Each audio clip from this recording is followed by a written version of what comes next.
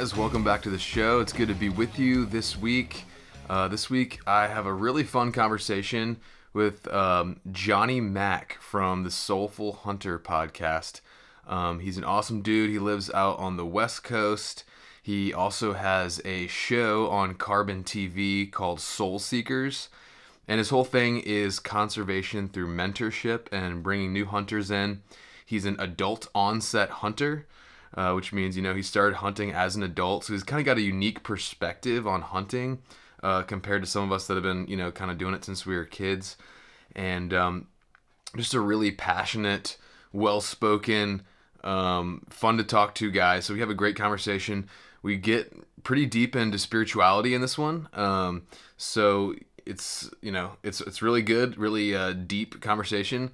But I think you guys will enjoy it. We also talk about hunting, of course, and what his journey has been like in the outdoors. And, right away, the verse that came to mind when I was thinking about this intro was Colossians 3:23, which says, "Whatever you do, work heartily as for the Lord and not for men."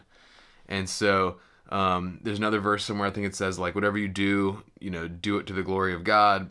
And it's basically, I picked that one just because Johnny's a super passionate guy. It really comes through in his voice. You can tell he really cares a lot about what he's doing, the things he stands for, and he just has this zest and this passion for life. So it really feels like he's doing everything with excellence and as if he's working for the Lord. So he's a great guy. We have a great conversation.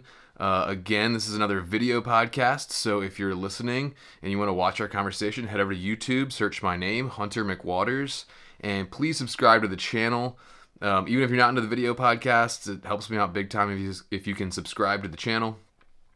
As always, I got discount codes for a lot of different cool gear companies and whatnot that you can check out in the description of this video or this podcast. And please leave me ratings and reviews on Apple. I know I keep saying that a lot, but it's really important for me to get the word out, to get those ratings and reviews. And if you do actually take the time to write me a written review, I'll send you out some swag. In fact, somebody wrote me one recently that I want to give a shout out to. So if you are listening, let me pull up his name real quick. Lando 13, I believe it was, something Lando. Hit me up on Instagram at The Hunter's Quest, and I'll get you some swag in the mail. But yeah, please go ahead and keep doing that. Thank you as always for your support. I really appreciate it. Lots of cool stuff in the works for me and the podcast. So I'm going to be making some announcements hopefully later this month about some stuff we got coming up. I might have one more out-of-state hunt lined up before the season's out, and I'm really excited about it. The details aren't hammered out yet, so I don't want to get into anything yet, but really excited about the possibilities. So yeah, keep me and the project in prayer. I can always use your support, and always just keep listening. Leave me those ratings, reviews. Please share with friends and family. That's how we really get the word out. And let's just jump into this conversation with the Soulful Hunter, Johnny Mack. Enjoy.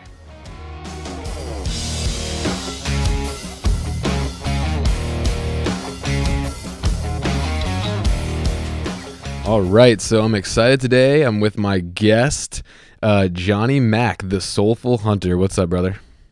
What's up, bro? How you doing, man? Good, man. How you doing? Dude, I tell you, life is coming at me hard right now, and yeah, and I 100% believe it's a time of choosing, and I always talk about on my podcast, like, you got to know what you want, and I know what I want, and I want freedom, and I want to live and let live, and I want to be able to do the things I enjoy. But at the end of the day, I have a responsibility to my wife and my children, and that is to protect them and to keep them safe and to provide for them as a provider. Yeah. And it push is coming to shove, man. It's time to take a stand for what you actually believe in and want. So. Yeah, man, we were talking a little bit about that before we got rolling. So I guess your job is wanting you to get the vaccine. That's something you're not really looking into trying to do, huh? Yeah, no, I don't stand for that. Yeah. I do not stand for it. The concept of masks, I do not support either. I believe in, you want to protect yourself, protect yourself. Mm-hmm. I'm a health teacher, a physical education health teacher in a middle school here in the state of Washington. And I had this aha moment the other day as when I go on a run, that's my me time. That's my Mm-hmm. get clear with myself, get clear with God, and to really align. And I always was taught this, and this is a quote that you'll recognize from your childhood. It's like, sticks and stones may break my bones, but words can never hurt me. Right. Remember that? Remember that saying? Well, as a health teacher, I'd always teach like, no, that's one of the biggest lies we've ever been told in society, is that, words cut deeper than anything else in this world and anything else in this life. And on my run, all of a sudden I stopped and I was like, I've been teaching this wrong all along. Yes, words hurt, words cut, words, all this stuff. But words can't force me to do anything that I don't want to do.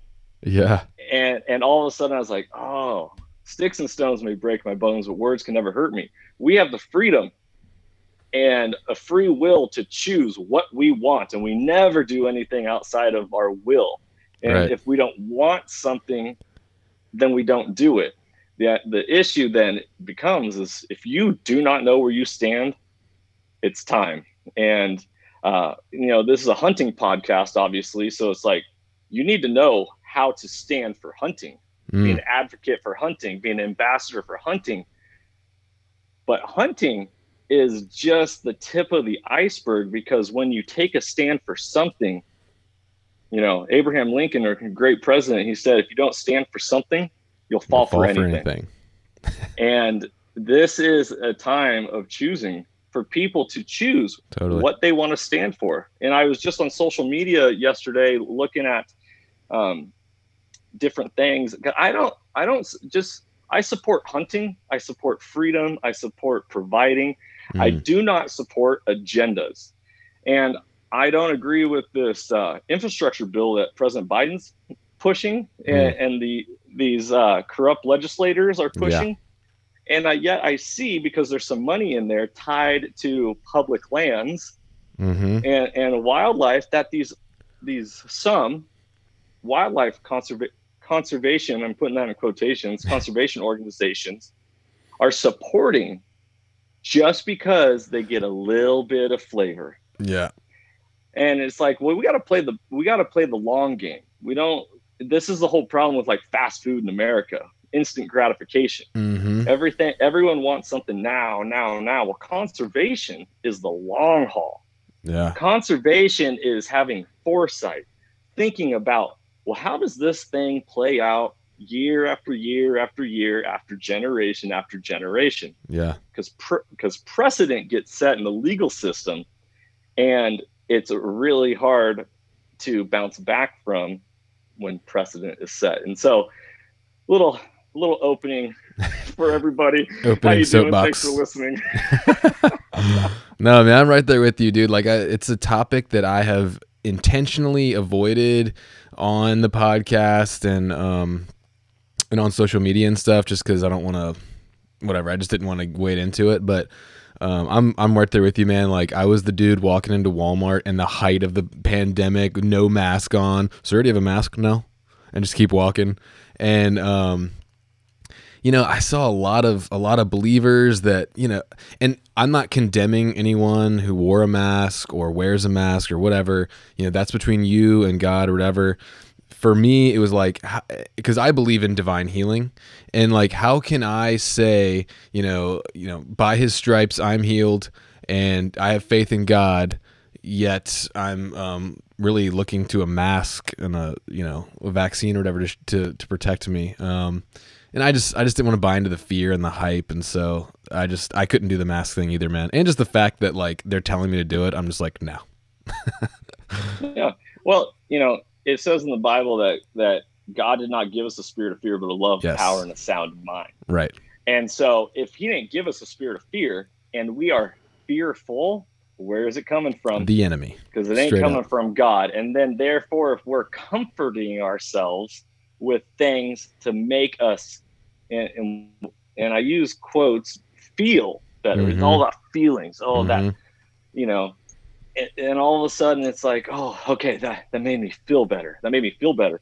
Well, at the end of the day, you know, First Amendment, the freedom of speech, freedom of religion, freedom of, you know, all this stuff, like hate speech ain't a thing, because we have the right, the freedom to be mean with our words if we want. True. That's the freedom of speech. I'm not saying be mean. I'm not saying say nasty things. Right. And, you know, notice I didn't drop any specific conservation organizations' names when I said that I saw them supporting the $3.5 trillion bill that's being pushed. Yeah. I'm not being mean. The issue is that we're so quick, you know, the Bible says, it's not that this is always a Bible thing, but this is where I draw my foundation from. Sure. It says, be slow to speak and quick to listen. So often we are just so quick to react. We're reactionary, just, you know, like snapping back at people. It's like, no, be slow to speak, quick to listen, chew on things, meditate on things. Yeah. Have counsel, talk about things. You know, it says in multitude of counselors, there's safety. Yeah. Get some perspective. And this is what I always talk about on my podcast is, you know, maybe I'm the Soulful Hunter for a reason. I don't believe in coincidences, but you got to know what you stand for and what you believe in, you know? And at the end of the day, if you want to protect public lands and wildlife more than anything else, that's awesome. Do it. Yeah. Do it to the best of your ability. Abraham Lincoln also said, if you're going to be anything, be a good one. Saying, if you're going to be a podcast host, be a good podcast host. If you're going to be a plumber, be a good plumber. Right. If you're going to be a politician, be a good politician. If you're going to, whatever you do, be a good one. If you're going to support wildlife and wild places and wild things, then be good at it. And I think it's so often people are so concerned about this instant gratification that they forget where their feet lie, where their responsibilities lie. And if they're a true conservationist, what their actions, not just on social media, but with their wallets, with their voting, with how they represent it in their job, their community, how it's talked about. That is where the damage is done, or the greatness is won. Yeah. And it's such, you know, I always had a hard time, you know, it's like very mainstream to call yourself a conservationist. I'm a conservationist. I see it on, you know, social media profiles all the time. Right. And my slogan at Washington Backcountry and Soulful Hunter is mentorship is conservation. Because mentorship is investing into things that you can't see. Yeah. It's investing in the future, and the root of the word conserve, you know, conservation is conserve, to save for later. Yeah.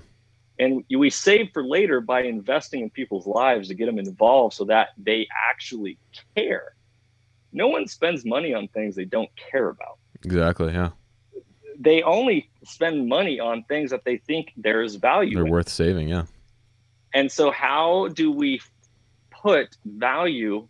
How do we find a way to show value in people's lives? And that's where my podcast came into play. And that's the transformation through primal adventure. Yeah. When you learn how to hunt, it's not just the act of actually hunting. It's everything that what it does for you on the human level, on the courage level.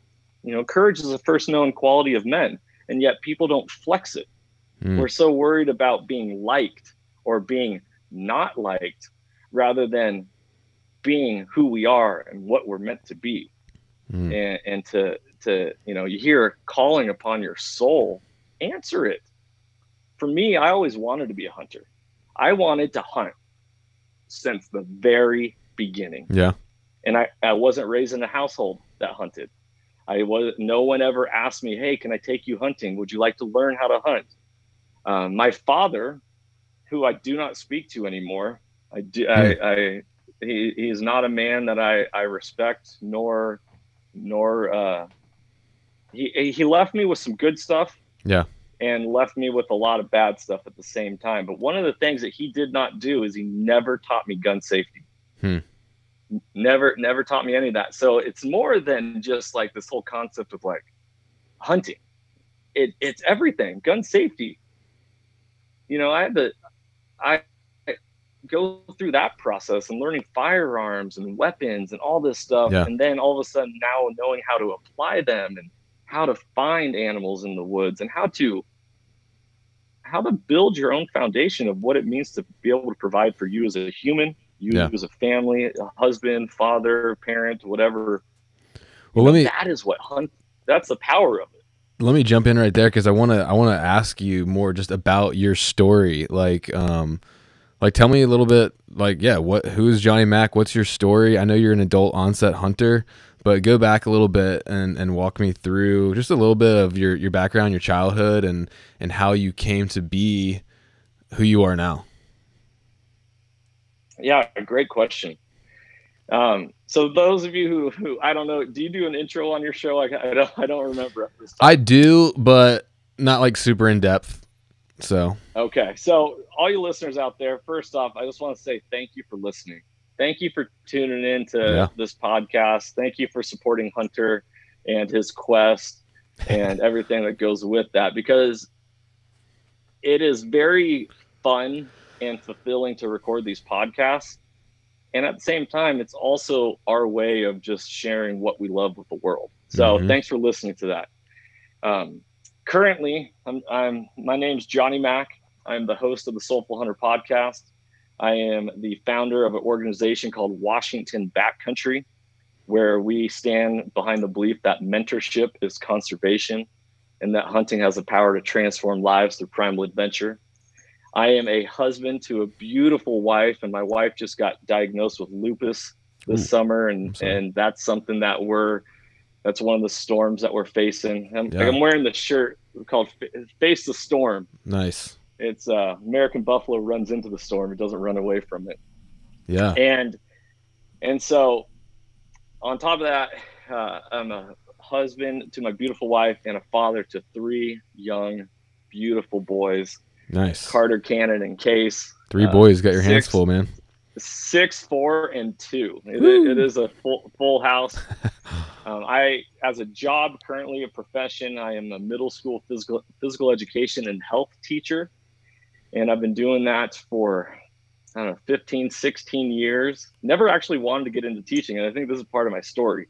And this is why I believe in people taking a stand and doing the things that they believe that they want to get done. Because I feel like that's a huge part about you, is that you're a teacher. I mean, through your profession and what you're doing on the side or whatnot, like the mentorship is conservation. Like that's one of your big, core things.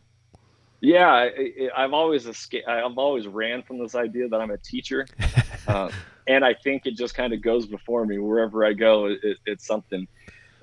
So, yeah, being an educator, giving a little history more about my father. He's an educator. He's a Hall of Fame football coach in the state of Washington. Okay. When I played 3 sports in high school, had multiple college scholarships to go play baseball and football. And I never wanted to go to college, though. I wanted to join the military. I saw Black Hawk Down. I wanted to be an Army Ranger, jump out of helicopters, be surrounded.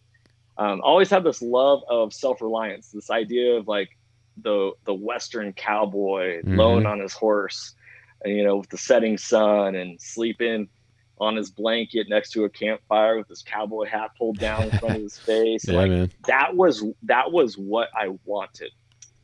However, I was also raised in a household that bred a lot of confusion and fear. And so I was a scared little boy for a long time. And that followed me all the way into my adulthood. And it's something that I fight and face and constantly challenge myself day in and day out in my adult life. I'm 37 years old, and I have written on my mirror where I brush my teeth every day, I am courageous. And I say that out loud to myself. I am courageous. I am courageous.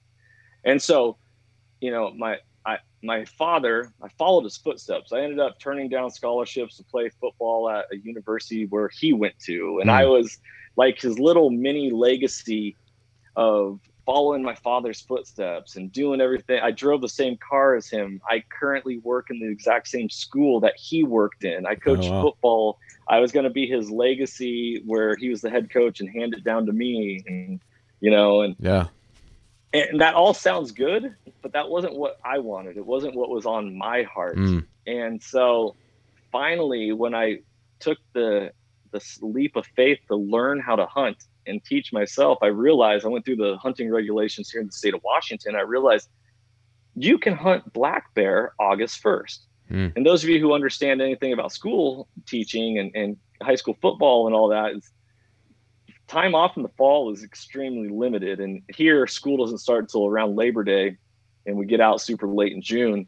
And so I was like, I can hunt black bears doing the exact same thing I typically do in August, which is backpack. Yeah. And I can take that, but carry a rifle with me. I was like, this sounds a lot more fun.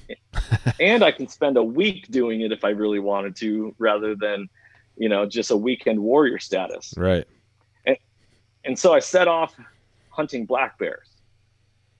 And what I didn't realize is that even though I had a weapon with me and I was pursuing them, I was scared to death. And I remember that first night in the backcountry where I was like, I hope a bear doesn't come into my camp. Were you solo? And I was like, no, I was not solo. I had people, but that's the type of fear that, you know, maybe the listeners will resonate with. And that's, I think, you know, it's creepy at first, hunters, man. Yeah. And I'm like, oh man, wait, no, if a bear comes into camp, like that would be actually better because that's an easy opportunity. And so I had to conquer this own fear and what this inner voice, this, because we always have this narrative, this inner voice, these stories that our head, our ego wants to make up, you know, like, oh, they don't like me. They're talking about me. They, you know, whatever it is. Yeah. We don't actually know until we confront it. Say, hey, are you talking about me? Or do you like me? Or, you know, all these things. And that's, I think this, and I had a childish mentality, and it's something that affects me from my youth, and I'm overcoming it. And that's where I talk about this transformation. It's not that I'm a changed person.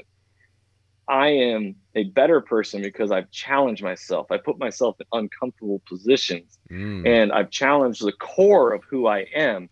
And through that, it's provided purpose, fulfillment, a greater sense of love, appreciation, gratitude. Yeah.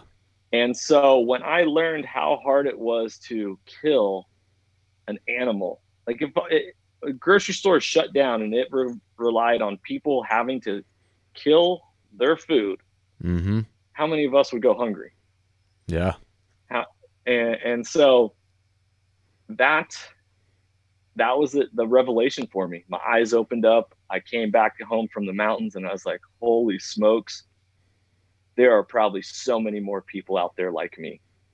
And everyone is like, hey, take a kid fishing, take a kid hunting.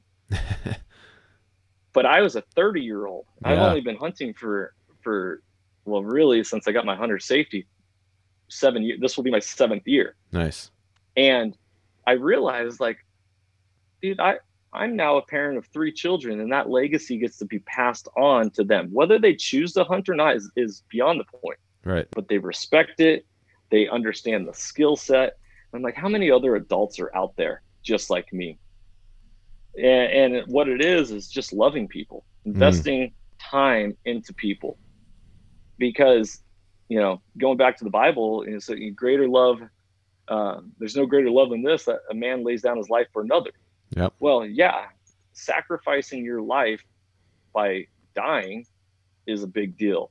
But sacrificing your life through time, energy, money, that is sacrifice. That is laying down your life for others. Totally. That is where I come with the saying, you can't outgive good, because you can never outgive goodness in this world. Whether you believe in karmic law, whether you believe in the law of attraction, whether you believe in a faith life of do good unto others, do unto others as you would have them do unto you, the golden rule, whatever it is, you can't outgive good. We're going to be taken care of when we release, when we let go. For sure. Stop holding on to things so tight. So, everyone believes that, or let me not speak. You try to save your life, you'll lose it. If you lose your life for the gospel or for, others, you'll find it, basically, kind of thing. Yeah. And I don't want to speak in generalities. So there's a large number of people out there that believe that mentorship is taking them to their hunting location.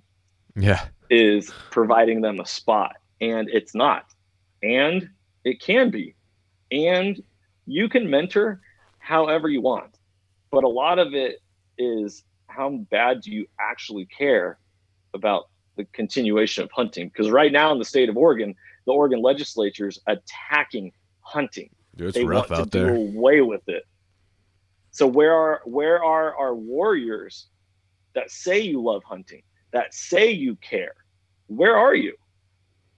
It's time to take a stand and be accounted for and say enough is enough. We will not stand for this.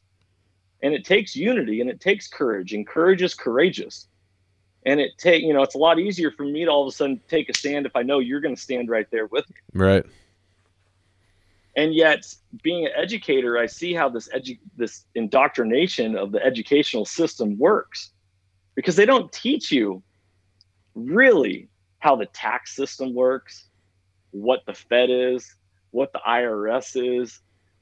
Do you know where your legislative office is for your district? No. Why not? Why are these things not on the forefront? Because if it's we the people, it takes we the people to stand up and say, we're going to hold you to the fire and do what we want because we voted for you, or apparently voted for you. Yeah.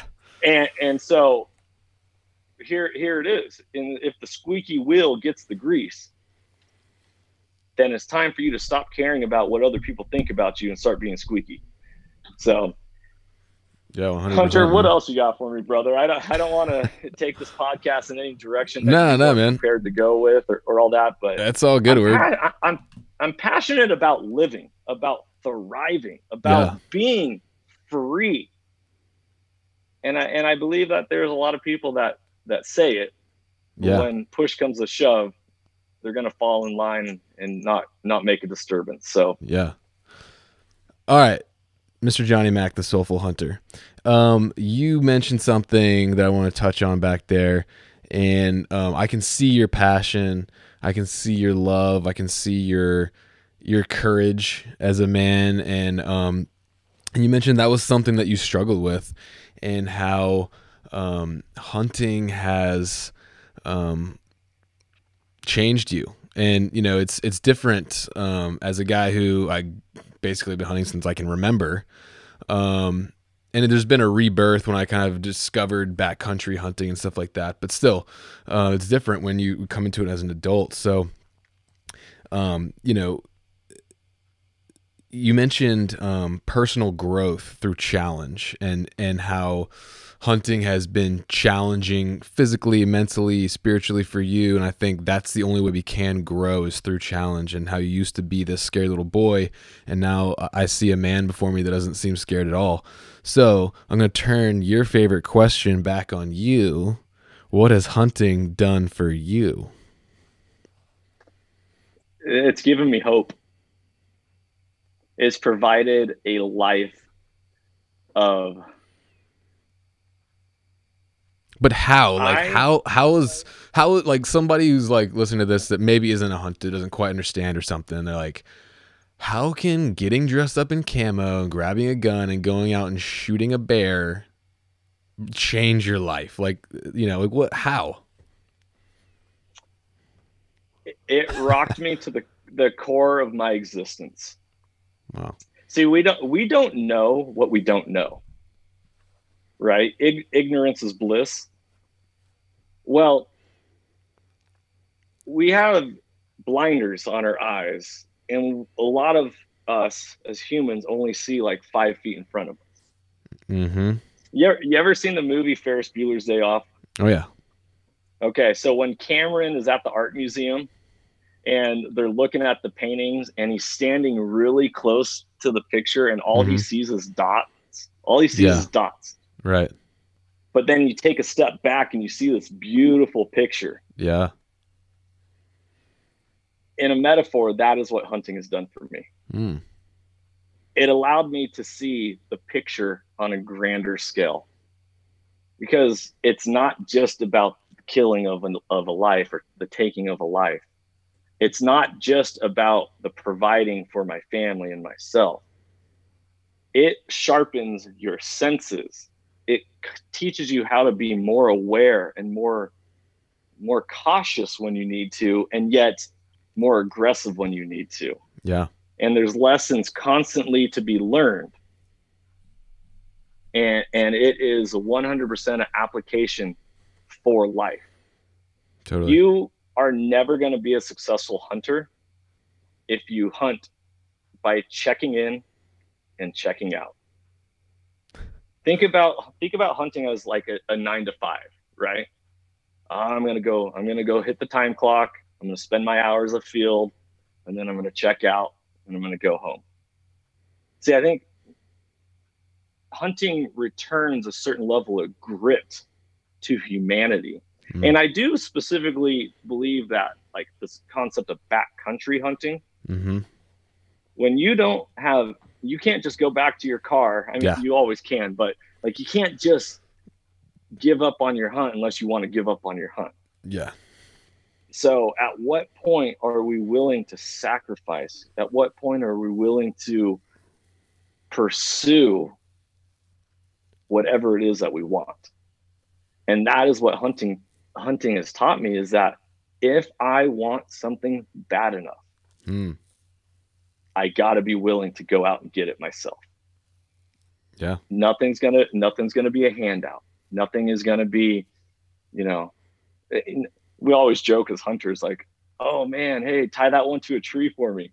Like, have you ever heard that saying? I haven't. It must be a West Coast thing.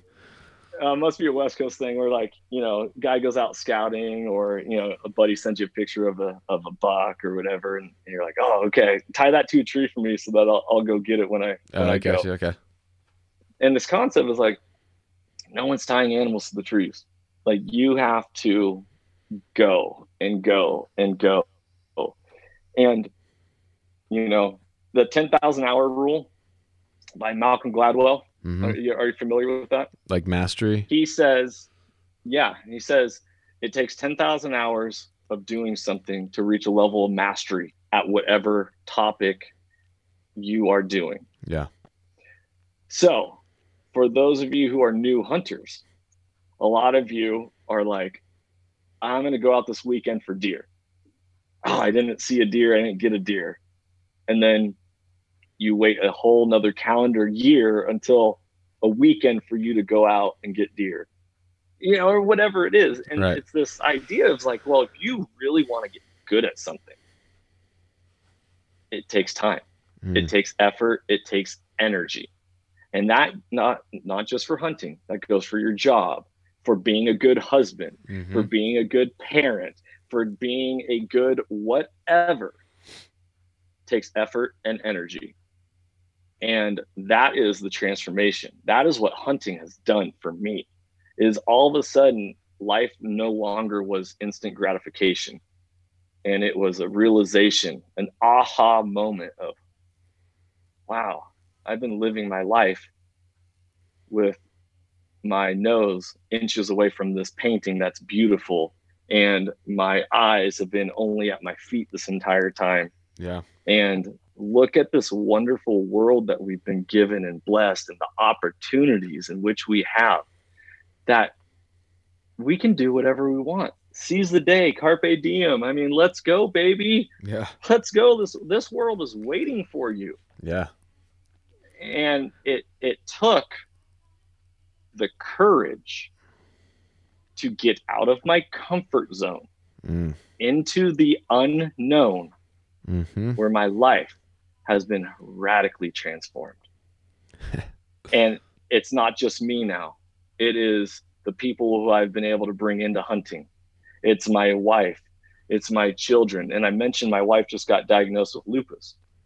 So now she has to eliminate all like pesticides and anything that is not like a natural thing within foods. And you know what was one of the best things for her? Carnivore diet. Wild game meat. Yep. And so I always talk about on my podcast that life happens for us. Yeah. Life doesn't happen to us. We are not a result of the circumstances in our life. We get to create our own existence, create what we want. And so, you know, the ripple effect, you take a stone, you toss it out in a pond, that small little stone, no matter how big or how small it is, those waves, those ripples reach all the shores. And so everything that we do, everything that we say, everything of how we are has consequences in our lives. And it's a matter of whether or not we like those consequences or we don't. Because one of the biggest things for me is I've been married. I just had my 8-year anniversary. Congrats. I just started. Thank you. It's been 7 years since started hunting. Yeah. So during that time, I also had 3 children. And anyone who's a new father, new parent, understands how hard it is to have young kids. Yeah. And anyone who is a very experienced, good hunter understands how much time it takes and how much effort it takes. And so I got tired of being a jack of all trades and an ace of none. And so I removed myself from coaching. I removed myself from sports. I removed myself from these different things that I used to do. And I narrowed my focus. And I said, okay, this is what I want. I want to be a great father, a great husband. I want to be a great hunter. A great hunter. That's my goal. Yeah. How it's measured is different for everyone, but I know how I measure it, and I have had a great time. Every time I leave the woods, I'm like, dude, I'm doing it. Yeah. I'm doing it. I just went hunting this last week. Day 1, we saw 3 black bears. Nice. And then the next day I got the call. I got the in-reach message from the wife saying, get home. And so I had to hustle home. That's when she got the news about her lupus. Yeah. So no bears were killed on the hunt, but I can tell you that as a Western hunter, every time I've gone out so far, I've seen the animals that I'm pursuing, whether or not I see a legal one or one to shoot or not. And that's like my measurement of me as a hunter is like, if it came to it, you know, I'm a law-abiding citizen, but if it came down to me providing for my family, yeah, I now have the skill set to do that. Yeah. Whether or not I shoot the biggest buck, the biggest elk, the biggest whatever, right? It's not about that. It's about I know how to take care of myself. And I feel like unless you are a blue collar worker and working in the trades, a lot of people, especially in the tech industry now, yeah,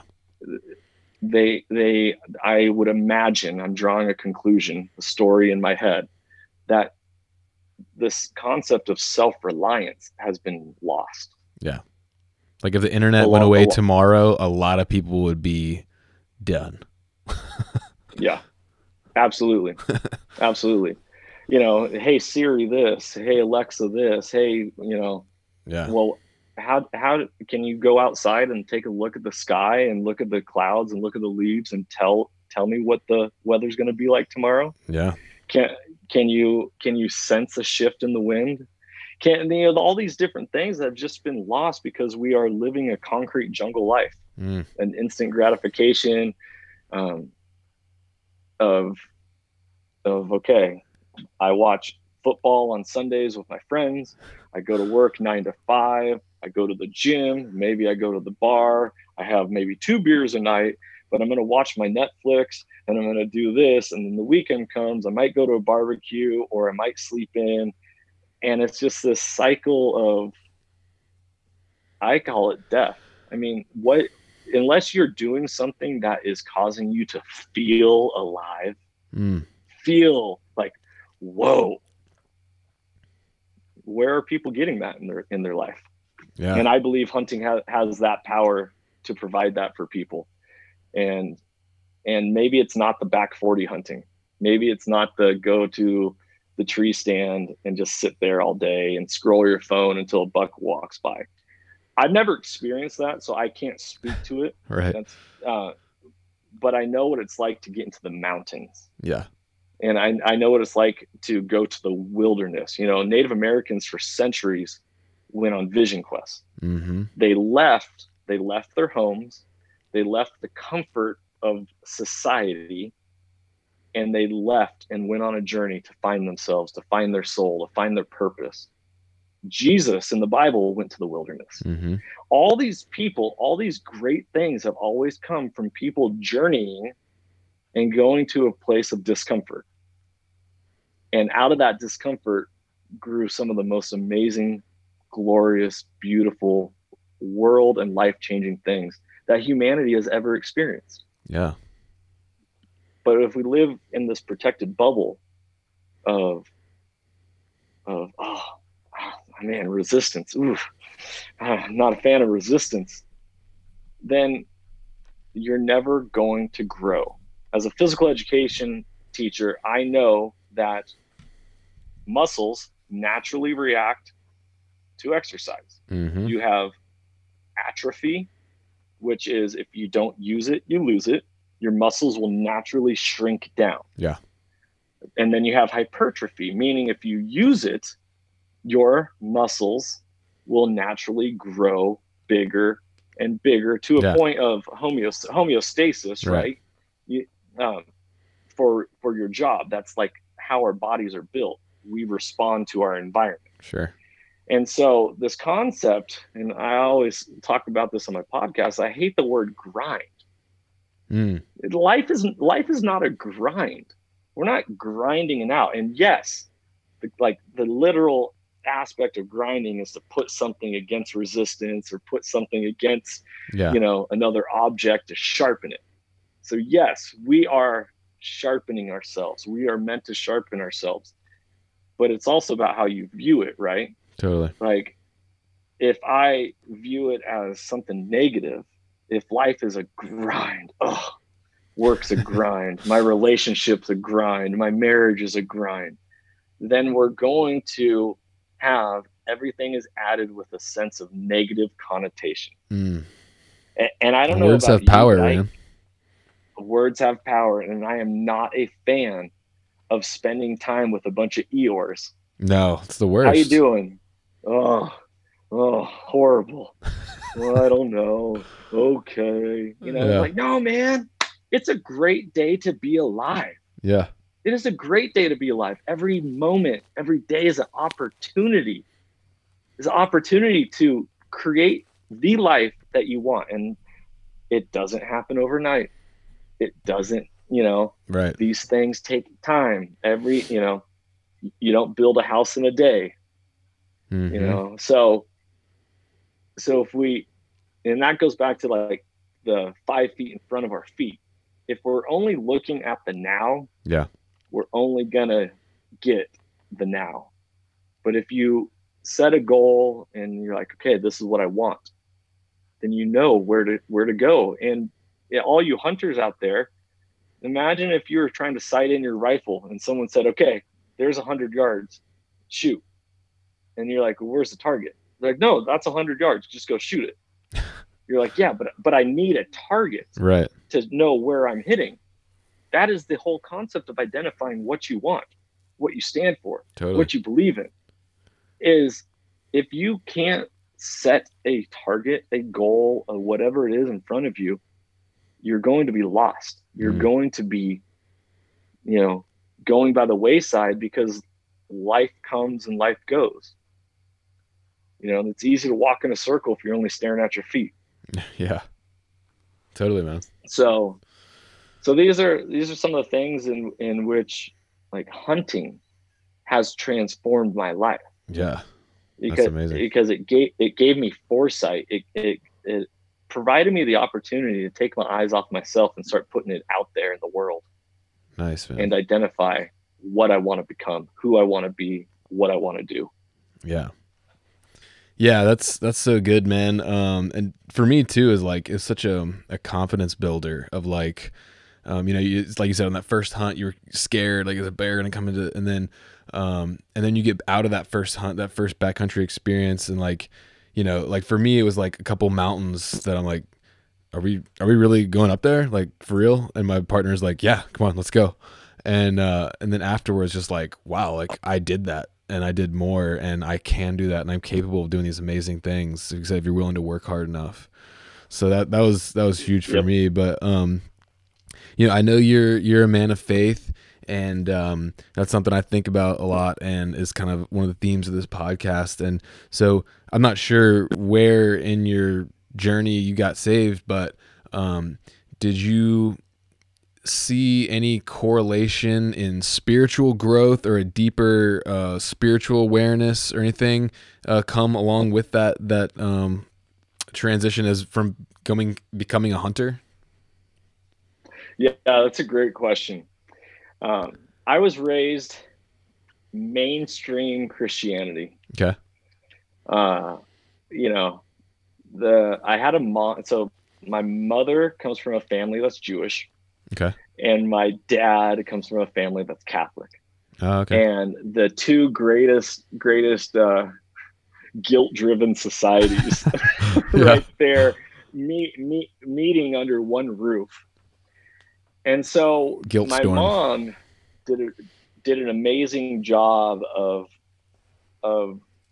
putting the Bible in front of me and getting me to read it. And, it talks about in the Bible, read these words and bind them upon the tablet of your heart. And then it also goes to show, it says, study to show thyself approved unto God, a workman needeth not to be ashamed, rightly dividing the word of truth. And so it's so ironic and beautiful that it is when we know where we stand, where our foundation lies, that we get to then be able to look out more. Yeah. Right. If we're on shaky ground, once again, our eyes just go down because we need to get our footing. But if you know where your foundation is, it's a lot easier to pick your eyes up and put them out. Sure. So going back to your question, like, how did my faith life go? Well, I was raised in a house full of confusion. I had a mom that stood for truth. I had a dad that spoke truth to the public, and then how it was in my house was a lot different. I have a buddy of mine who I've come to really admire. Is he says he owes his life and his marriage to my dad. And just the other day, I had someone say to me that my dad's name is like God in their house. Wow. And I'm like, wow, that's powerful. Yeah. So, but here I was living, I didn't feel like I was ever loved by my father, by my earthly father. Right. And this led to me pursuing love in all the wrong places. We as humans, at the end of the day, we want to be loved for, we want to be taken care of. Yep. And as a child, I didn't have the skill set to take care of myself. And so going through my stunted emotional growth as a human being and trying to figure out my identity, it was safe. It was safe for me to follow in my father's footsteps and not do what I want to do and not be who I want to be. Right. And so, I knew the Bible, and yet I didn't live a life that was good for me. good for my heart. I'm Sure. not even talking about sinning or not sinning. It is about taking care of me, and it wasn't good for me. It wasn't a life. Now, all things that we choose to do and say and be a part of have consequences. And that also shapes us. So I don't regret anything. And yet I know that things could be different to this day if I would have made different choices. I hear you. With that being said, here I was living a life not for me. And I was like, well, either God, you're the God of all, or you're not God at all. Mm-hmm. And so, it talks about, I think maybe Elijah wrestling with God, like physically wrestling with Jacob. There you go. Jacob physically wrestling with God. And so for me, the moment that my life changed, made the decision to put my foot down and be like, this is where I'm going to stand, was before I met my wife. And I knew I wanted a wife. I knew I wanted to be a husband. But I was like, how can I lead my household if I can't lead myself? Yeah, totally. And so I thought about Jacob wrestling with God, and I said, okay, all I've known is this concept, like reading the Bible and praying, and yet I don't feel God being real. And I had this aha moment. I was in my bedroom. I bought my first house, and I was just bawling. I was on the floor in my bedroom, just bawling my eyes out and having it out with God. Because, and I say this analogy a lot as a parent. If I have a child, one of my sons, standing in front of me, and I think in my head, but I don't speak it, I love you, is my child ever going to know the words of his father? He's not going to know that I am saying that to him. Right.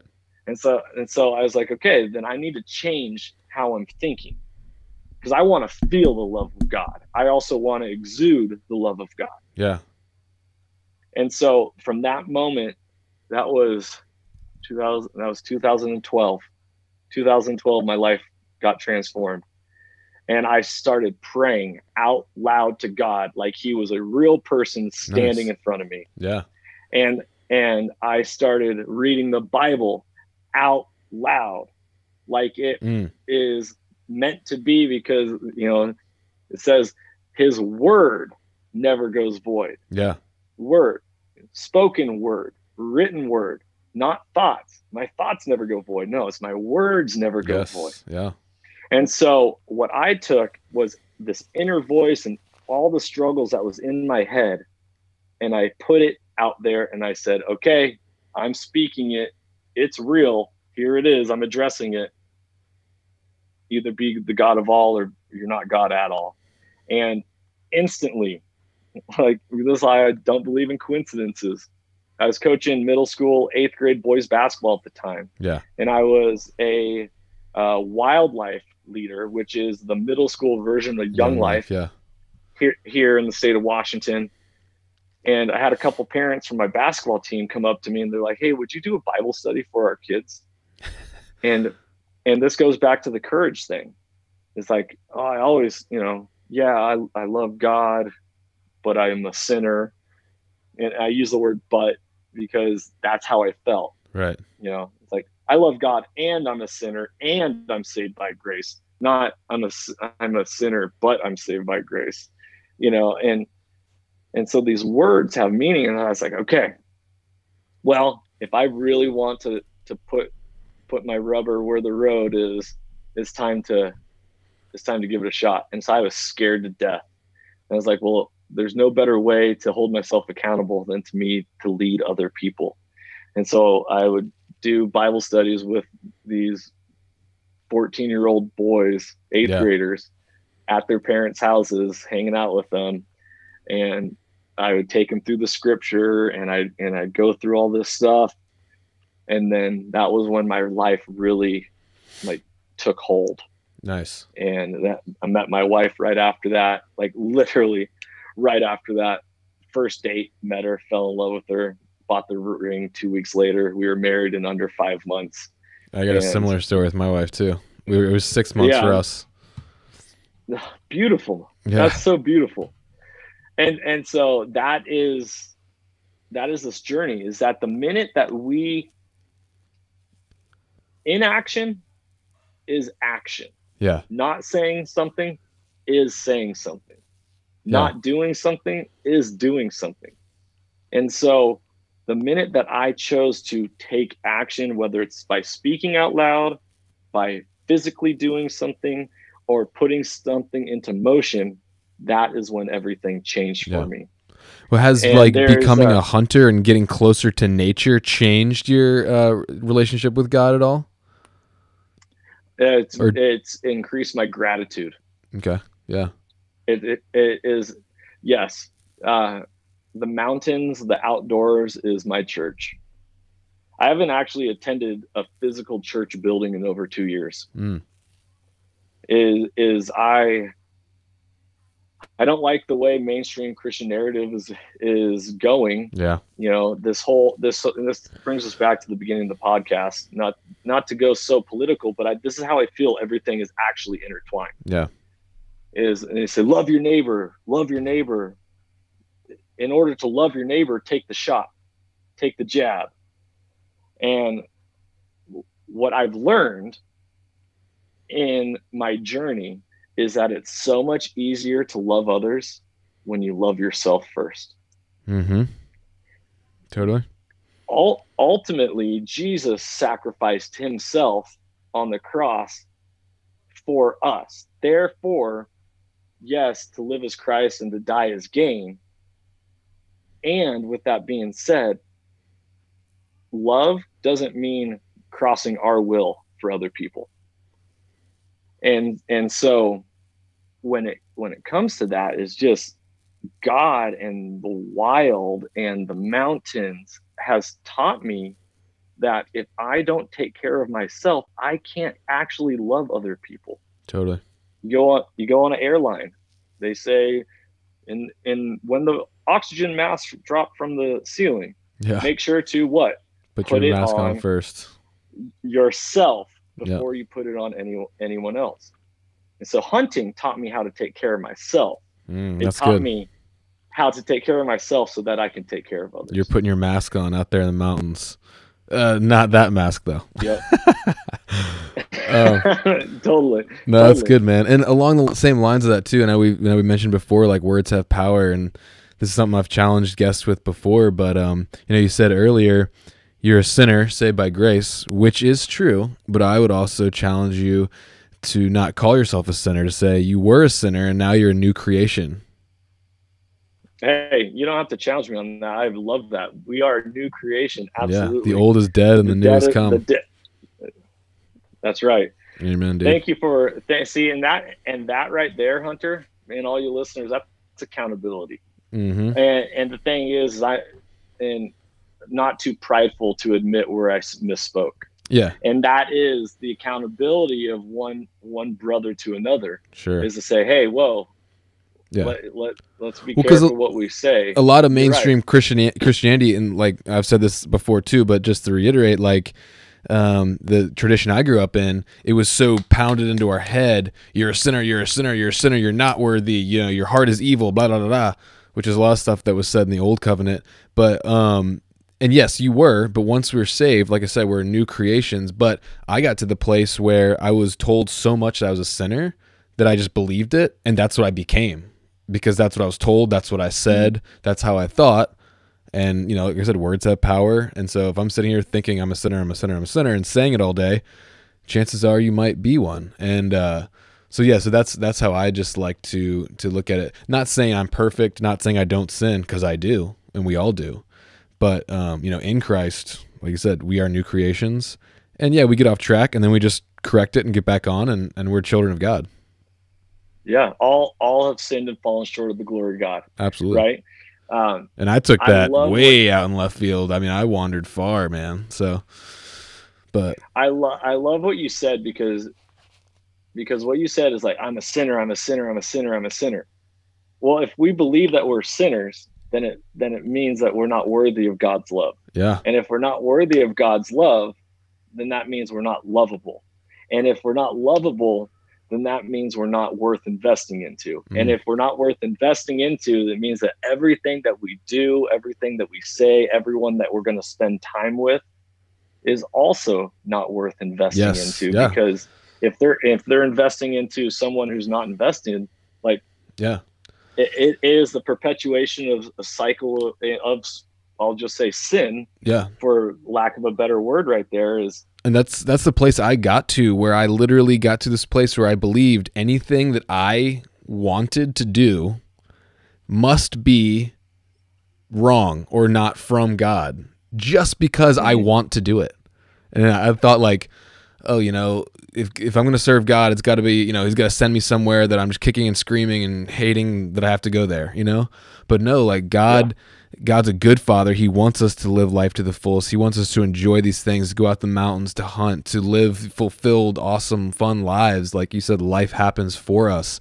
Like, if you're in that place, you might say, and you can be unbalanced and make things idols, but you could also get to a place where it's like, well, I really love hunting, but I probably shouldn't do it because I just love it so much. It's like, no, dude, God made you to love hunting. Like, go enjoy it and, you know, have balance, take care of your family, do the right stuff at the same time. But, like, see God in that, find God in that, find your manhood, and just live. Yeah. I could give up hunting today. I don't want to. Yeah. Why would you want to? I don't want to. Yeah. But I could if I needed to. Yeah.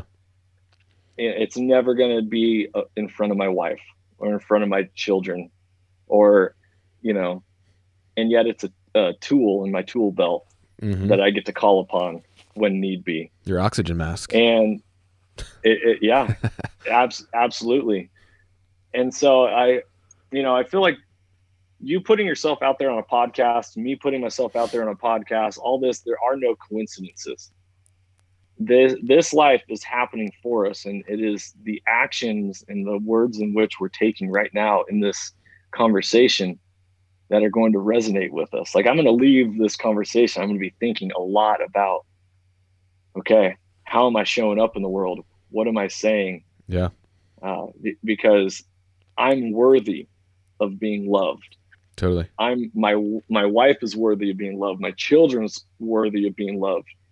Other humans, you, Hunter, you're worthy of being loved. And if we are called to love thy neighbor as thyself, it is love. And love doesn't mean kindness. Love doesn't mean niceness. You know, I discipline my children because I love them. Right.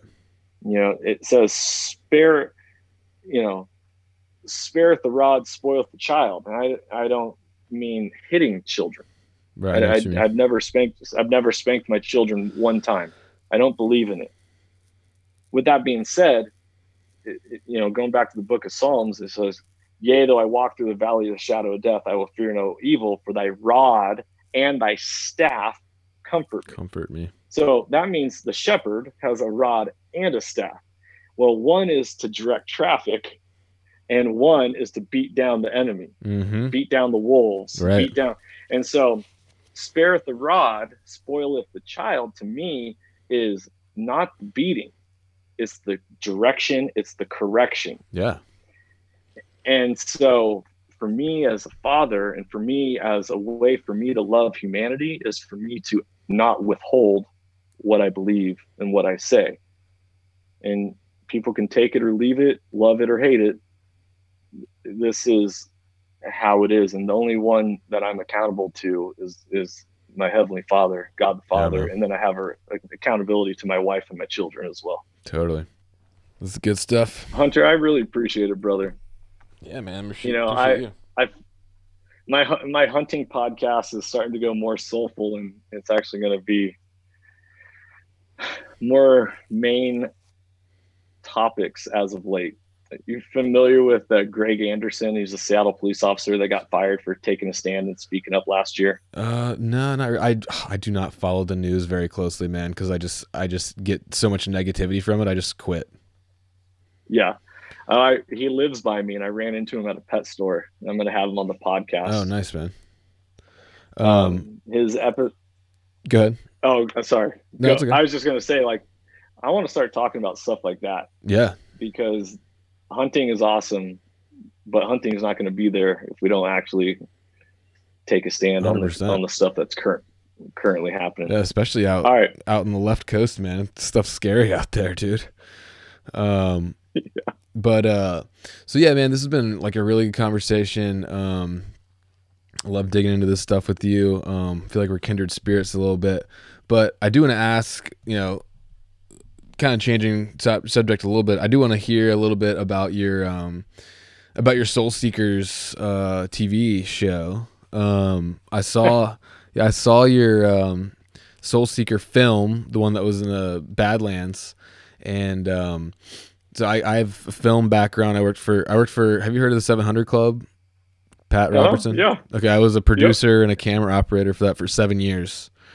And so that's kind of my background. So I'm producing films of my hunts this year in Kodiak and Wyoming, and working with Dan Staten from Elk Shape in New Mexico in September. So I'm just interested to hear about real quick, like how you got into film and storytelling, and just I want to hear and let you talk about your show a little bit. What's going on with that?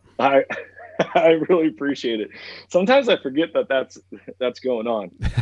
Okay, so my journey as a hunter was first off to just be able to take an animal. That was in 2017. I killed my first big game animal, which was a black bear. Nice. And that's what spurred everything on. Which I have not killed a bear yet, and it's like on my list, man. So maybe we should link up or something. Sorry, we're talking about your show. Yeah. So 4 years ago, killed my first big game animal, the black bear. And from there, I was like, okay, well, I want to learn how to hunt, and I want to share hunting with other people. So this journey of me just spreading the good news about hunting. I had a buddy who I met through flag football and Young Life, who was a brewmaster. His family had his own brewery here in the state of Washington. Mm-hmm. And I was like, hey, Tony, do you want to start hunting? He's like, yeah, sure. Why not? So he took his hunter safety and got that done. And he was my first hunting partner. And he was with me on that hunt where I killed the black bear. Nice. But what Tony holds is an amazing skill set of being a video editor. And he's always just done stuff for his church, or we'd go snowboarding and he'd, bring the GoPro and put together these little 4-minute clips of the day. And so I was like, dude, I want to film our hunts. And he's like, okay. And so I had a super cheap Sony Handycam, like a tiny little cell phone pocket camera. And that we filmed our very first hunt with that and cell phones. And so on this journey of getting people involved in hunting, it's led me to hosting community events. I've spoken as a seminar speaker at the Western Hunt Expo, and I'm going to be doing that again this coming year as long as it's not canceled or shut down. Yeah. And so it's just kind of led me to connecting with all these random people. Well, I never thought about having my own show. I always thought it would be really cool. And the concept of being a professional hunter, I think, sounds great in your head, but at the end of the day, it doesn't really happen, because gear doesn't pay bills. And if you're waiting on somebody else to give you money as a sponsorship, that's not guaranteed year after year, and all this stuff. So all of a sudden I got a phone call. This was going on a year and a half ago, from Jana Waller of Skullbound TV. And she was like, hey, I got a guy who I want to introduce you to, and he lives an hour away from you. His name's Clint Easley. He runs his own media company called Revel Entertainment, and he films for the TV show Hollywood Hunter. And I was like, oh, okay, cool. So I met up with them, and he loves to hunt, but a lot of his killing is done with the camera rather than actually shooting it. Yeah. And so him and I went to the Hunt Expo, we started talking and started seeing how we could join forces. I have written a book about my story. I haven't released it yet.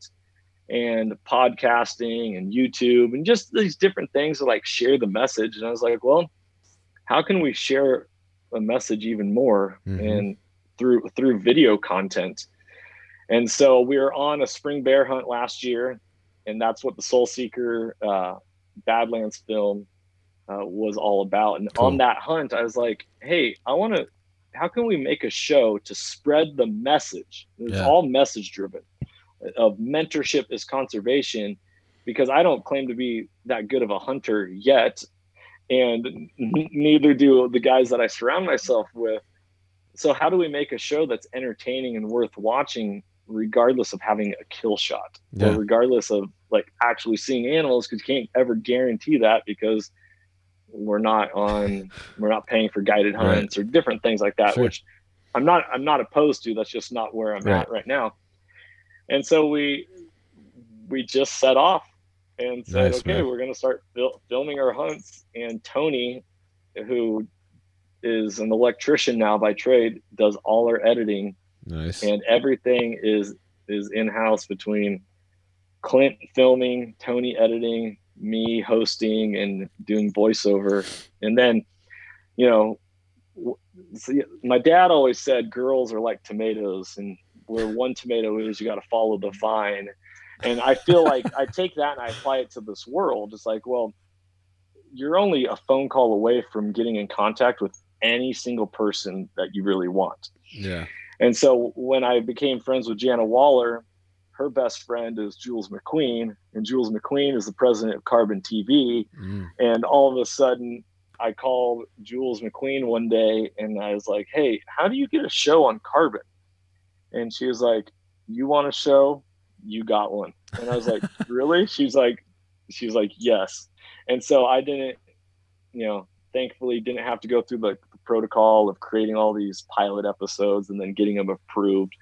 They still wanted to make sure I had good content, but they knew that I was going to be delivering content that was high quality. Nice. And so that was it. I mean, we already had 3 episodes filmed before I even had that phone call with Jules. And so those of you who have never heard of Carbon TV, you can go to carbontv.com and watch our show, season 1. We have 6 episodes so far. We have 9 episodes in season 1, and we release every other Tuesday.